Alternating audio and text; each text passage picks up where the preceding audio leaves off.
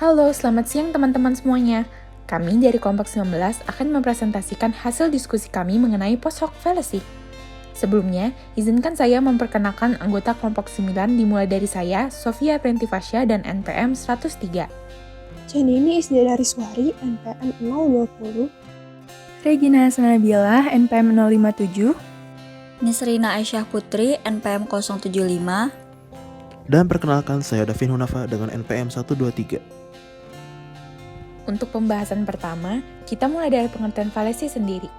Fallacy atau kesesatan ialah kesalahan yang sering terjadi dalam aktivitas berpikir karena penyalahgunaan bahasa dan atau relevansi.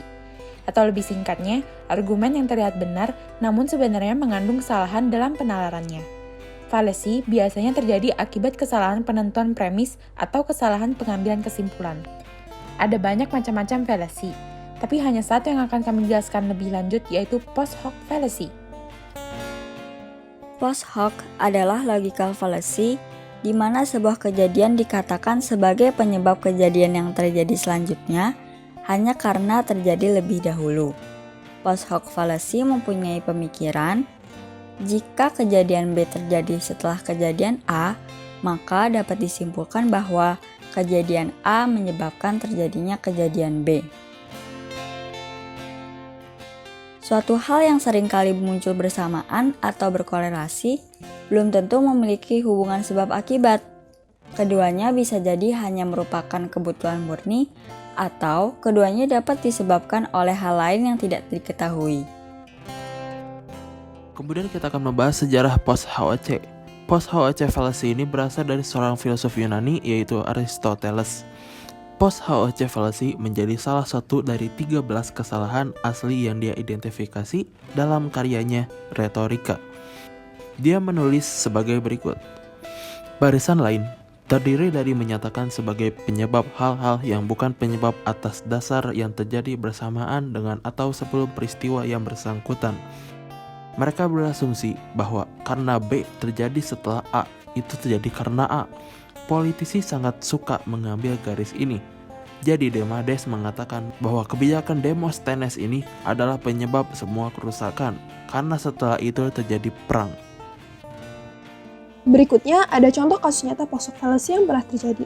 Pada tahun 1843 terjadi wabah penyakit childbed fever yang menyerang para ibu yang baru melahirkan. Penyakit tersebut menewaskan hingga lebih dari 70% penderitanya. Para dokter pun memperdebatkan apa penyebab penyakit yang sangat mematikan tersebut. Seorang dokter kandungan bernama Charles Meigs memperhatikan bahwa pasien yang terkena childbed fever seringkali mengalami peradangan perut. Dari situ ia mencetuskan teori bahwa peradangan perut yang terjadi adalah penyebab dari penyakit childbed fever. Teori ini banyak didukung oleh tenaga medis lainnya. Padahal korelasi bukan berarti kausalitas. Peradangan dan demam yang seringkali muncul bersamaan belum tentu berarti bahwa radang menyebabkan demam. Kedua bisa saja hanya kebetulan atau sebaliknya demam yang menyebabkan radang. Terdapat juga kemungkinan lainnya yaitu keduanya diakibatkan oleh hal yang belum diketahui. Dalam kasus ini yang sebenarnya terjadi adalah keduanya disebabkan oleh hal yang belum diketahui. Setelah melakukan berbagai penelitian, pada tahun 1879, Louis Pasteur membuktikan bahwa penyebab penyakit childbed fever adalah bakteri Haemolytic Streptococcus. Nah, yang berikutnya adalah contoh dari post hoc fallacy. Yang pertama, misalnya ketika rambut anak-anak tumbuh lebih dahulu daripada giginya, maka kita menganggap bahwa pertumbuhan gigi itu disebabkan oleh pertumbuhan rambut. Atau ketika earphone kita dipinjam oleh teman dan ketika dikembalikan ternyata rusak, maka kita akan berpikir bahwa teman kita lah yang merusak earphone tersebut.